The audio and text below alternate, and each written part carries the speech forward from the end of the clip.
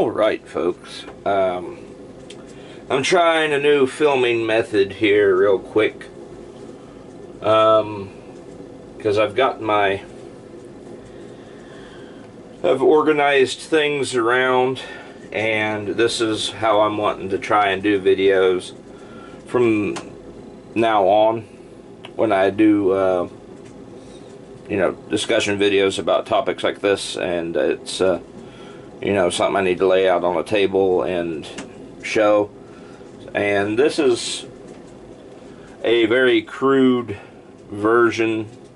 I'm probably going to end up getting a different table at some point, and I definitely need a better tripod because the one I've got is very sketch right now at the moment.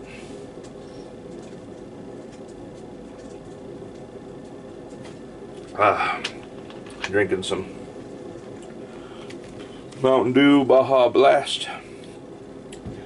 So I figured my first rudimentary video for this process that will be ever evolving as I go forward would be a quasi AR15 versus AK47 video.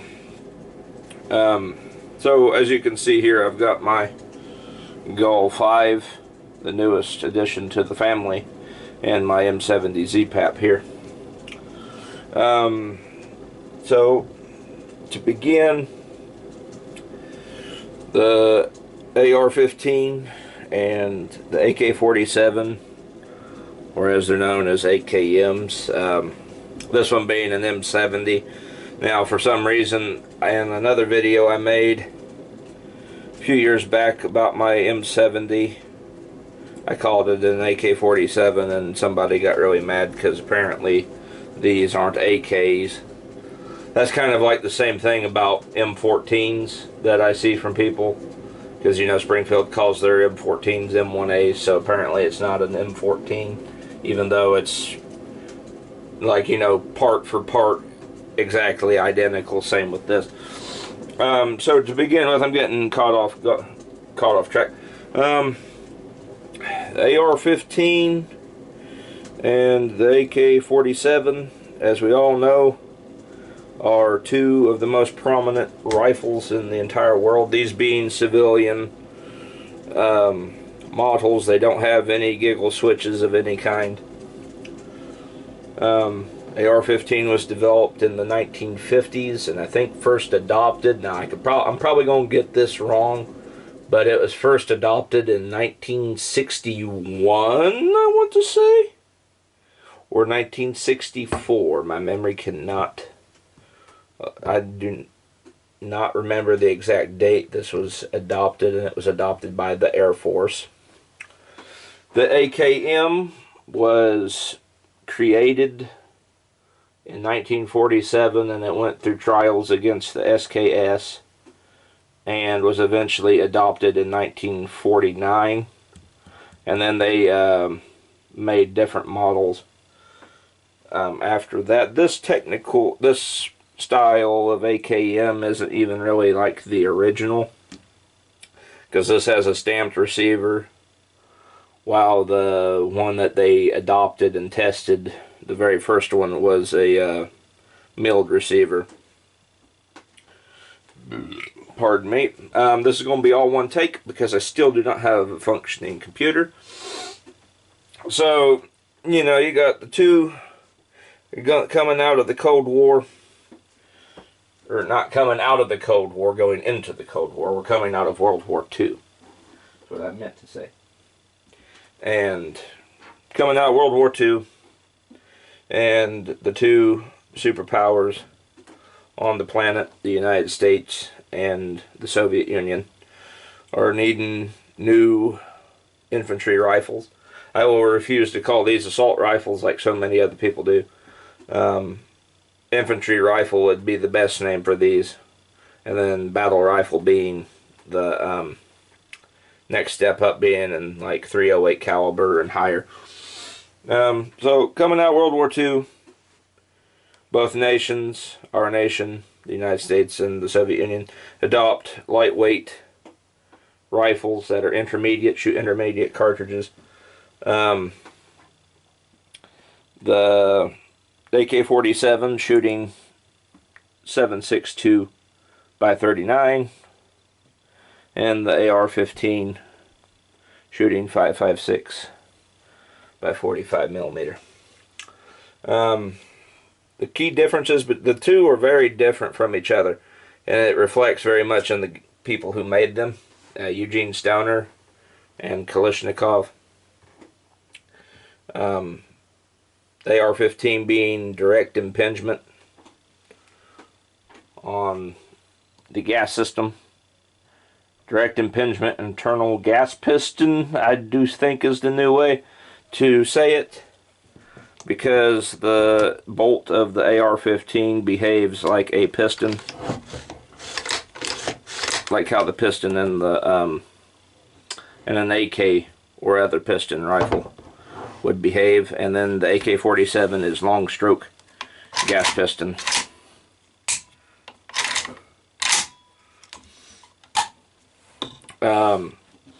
And since the 1960s, these two variants of rifles have been squaring off against each other in pretty much every conflict that has happened since basically Vietnam. The AK-47 being more prominent in Middle Eastern countries and Asia, because the Russians were able to build them and sell them for basically nothing. And then the AR-15 up until recently was mostly seen in use of the United States. Although I'm sure you could go back and see video footage and photos of where these were in the hands of militia groups, because anytime we'd get a bunch of them that were considered obsolete, we'd sell them off. The two are very, in my experiences with the two have been very good. They're both extremely reliable, and for the longest time on YouTube and in the gun culture of the United States, these two rifle platforms have been going at odds with one another. The fans mostly. You got people that are really dedicated to the AKM pattern rifles, and then people that are really dedicated to the AR-15 pattern rifles.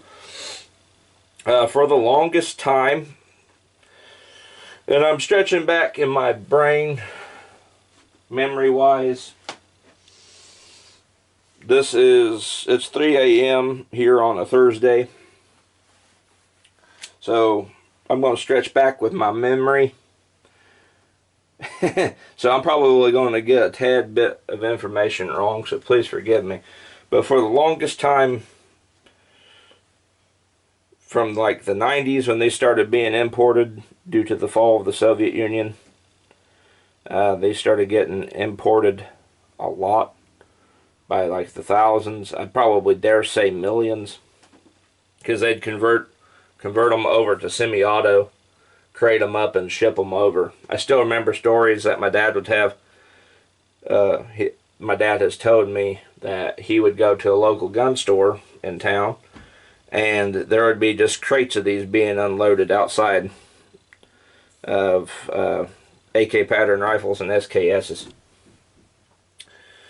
And for the longest time, the AK was the cheaper variant that you could get in the country if you wanted a semi-auto rifle.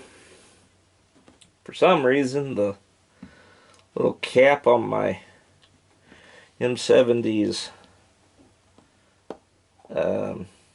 pistol grip has come loose. I don't know why that or how that happened. It's just popping out. That's distracting me. But the AK-47 was the cheaper rifle to own, because you could get them for a dime a dozen.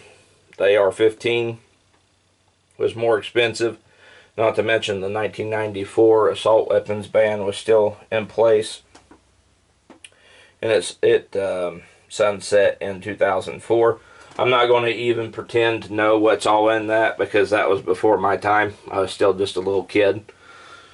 But anywho, you could get washer 10s and probably M70s back then for a dime a dozen, and then nowadays it's reversed, because this used to be the more expensive rifle, and this used to be the cheap. If you wanted semi-auto rifles that were gas operated and center fire, the AK was the cheaper option, and then the AR-15 was the more expensive option. That's switched today with you being able to buy AR-15s for basically nothing, depending on who you're buying. And most AKs I see are at $1,000 and higher, depending on who makes them. I actually got this M70 at a good price. I got it for like $900. Now some people will be like, oh, well, that's too much for an AK. Well, that's just compared to what I see M70s go for now, which is like $1,200 to $1,300, depending on which one it is.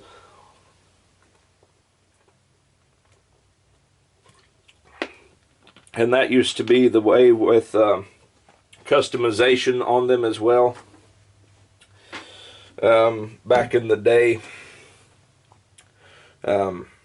there were more aftermarket accessories for the AR-15. It was easier to throw stuff on them and customize them with lights and lasers. You know, you could get a quad rail from just about anybody. And the AKM didn't really have that for it back then, but today, you know, that's kind of a moot point, because I'm sitting here and I've got like a, you know, Purst 4 on it right now with a tri-rail, and then I've got a EOTech on top with an adjustable buttstock. And it's funny because I have it sitting here, and my Golf 5 is more reminiscent of like a 1990s, 1980s AR with a fixed carry handle, and it has a flashlight, but it doesn't have no rails on it. You know, just like the original OG collapsible buttstock. So somebody might infer that as me being like, you know, oh, you're trying to shine the AR in a bad light type thing, because you've got an old AR variant on the table and a modern AKM variant on the right next to it. Well, that I could actually see and hear somebody saying that, but that's not what I intended. I just simply had the AR-15, the Golf 5 clone, this particular one in easier reach than my M70. But like today, you know, you can customize either one of them up pretty good, and can do it, I dare say, relatively cheap. Maybe, I'm trying to think, because I had this M70 the way it is now. I took the flashlight off. I had to use it for other things, and if you can see, there's a light coating of dust all over my AKM because it's sat out on the table for months, because it was getting kind of rowdy around here, and I needed a rifle to grab in case shit got real, because my neighbor was being stupid and got involved with some idiots that come and harass him every night. So, you know, it's one of them things. But I kitted this M70 Z-Pap out within about 4 or 5 months when I first started working at Amazon.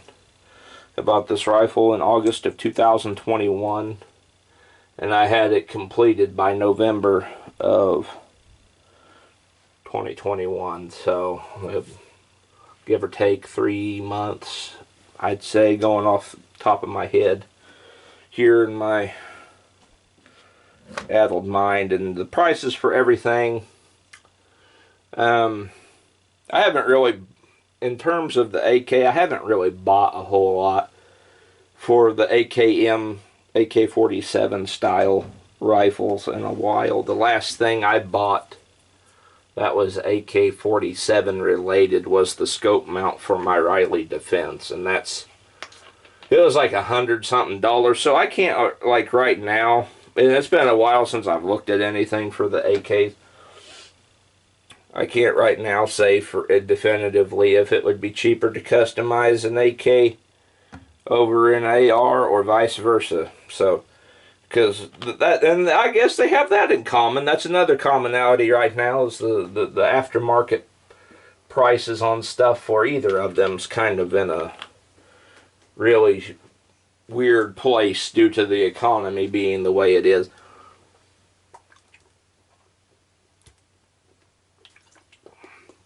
Back in the old days, like early 2000s, it was more problematic to customize an AKM. Now, don't crucify me because I'm just going off memory, but I think it wasn't until very recently that AKM option customizations have been were a significant improvement from what I can recall.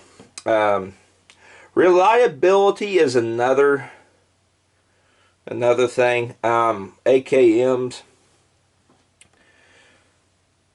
have historically been known to be like extremely reliable. You always hear the old story, pardon me, of, you know, they taking them up out of rice paddy fields over in Vietnam, because they'd have them buried, and then, you know, they do the Viet Cong or whoever, just they'd bury them in the rice fields and then dig them up when the time was right, and they'd just run full of gunk. And then, like, you know, the stereotype for the AR is that these are jam-o-matics and you can't get a mag to run through them. They get dirty a bit. But in my experience, that hasn't been the case with the AR. Every once in a great blue moon, I'll have one that it will jam up, but that is almost always exclusively a magazine problem, and never the fault of the rifle. And as for the AKM, I've never had, well, I can't say never. There may have been a few times where it snapped on a round, or it didn't cycle. But again, that's mostly just magazine related issues. And as people have, you know, over the years tested them out, they have found many instances where the AR-15 will outperform the AK in reliability in extreme environments. But then again, there'll be another YouTuber or somebody will come along and they'll do a video where the AK outshines the AR in extreme environments. And I have witnessed AR-15s jam up quite a bit, and I've seen AKMs jam up quite a bit on YouTube. Not so much in my own personal experience. And like I said, with my own personal experience, it's mostly been ammo and magazines. But I have on YouTube watched guys jam these up with mud before, and it can be done. You can jam just about any gun going with mud if it gets in the right places. So reliability, they're about, in my personal experience, they're about the same, and from what I've viewed, they're about the same. Accuracy, now that's a very, very interesting topic, because if you've been around guns a lot and you've been into them for a long time, like I have, you always hear different things, and a lot of things, and this goes for all guns, not just the AK and the AR. But people will usually cling to stereotypes on stuff, and the stereotype that gets thrown around most of the time for the AK is that they can't hit the broadside of a barn. They're very, very inaccurate. Well, I'm here to tell you that with this particular M70, that is not the truth. This is probably, out of the 2 AKs I own 2 AKs, and I own 5 ARs, and there again, that's mostly because of cost difference. These are Ferraris, and these are Toyota pickup trucks, the cheapo ones that you always see in Eastern European movies. Figuratively. But this rifle, this M70 ZPAP, is much more accurate than my Riley Defense AKM. I've had both of them out. I can't remember if I've had them out back to back. I probably have. I just don't remember. And if I did, I probably filmed it. So there's probably a video that I can go back to, or you guys can go back to and watch that I did the AKMs back to back. Maybe not in a serious manner, but just plinking. But the M70 ZPAP will shoot 123 grain Wolf extremely well, from what I recall. And that's the thing with AKs mostly, is that the ammo is a big factor in accuracy for them. And it probably has to do some with the rifle too. Because my Riley Defense, I love it. It shoots pretty good. But even after I scoped it, and albeit I need to like shoot different varieties of ammo through it, but it was getting at most probably, now I'm going off memory, is like 2 MOA groups. Whereas this was getting 1 MOA groups and tighter at 100 yards. Maybe not at 100 yards, maybe within like past 50, but not to 100, something like that. But this one shoots indubitably better than the Riley Defense.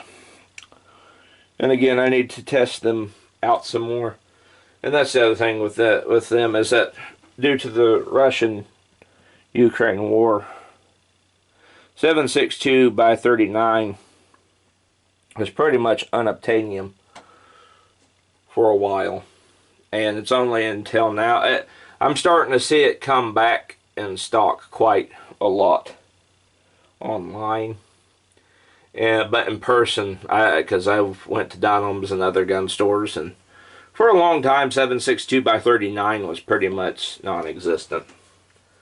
So, I mean, before long I'll probably be able to get some quality 7.62 by 39 and do some testing again with it. As for AR-15s, they're very accurate. Boringly accurate, might I add.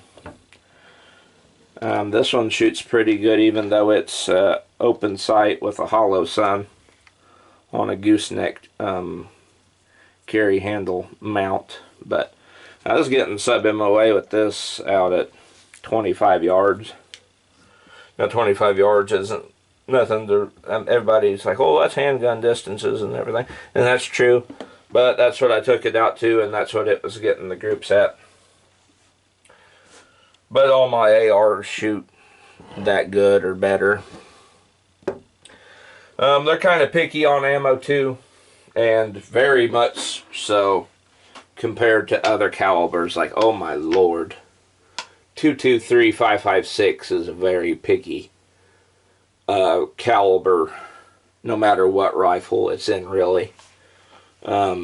Because compared to, say, my M1As and my AR-10, M1As being slightly pickier, but when you feed them a steady diet of a whole wide range of 308, they group it pretty damn good.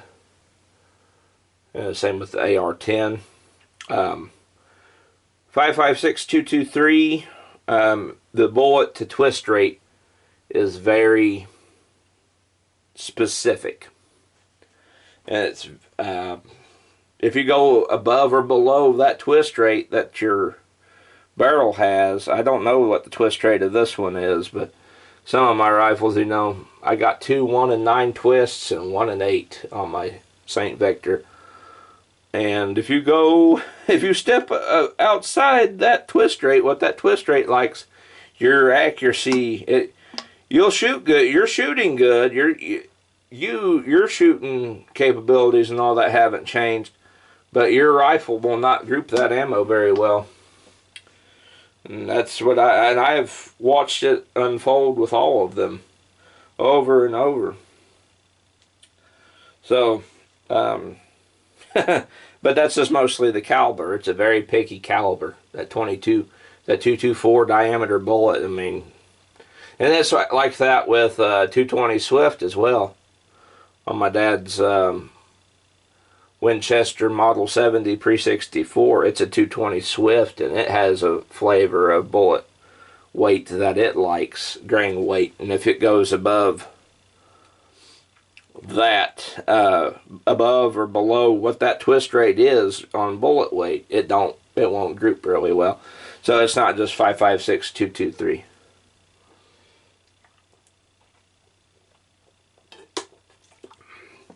And I think, see, I covered rifle origin, customization, price points. That kind of falls within each other.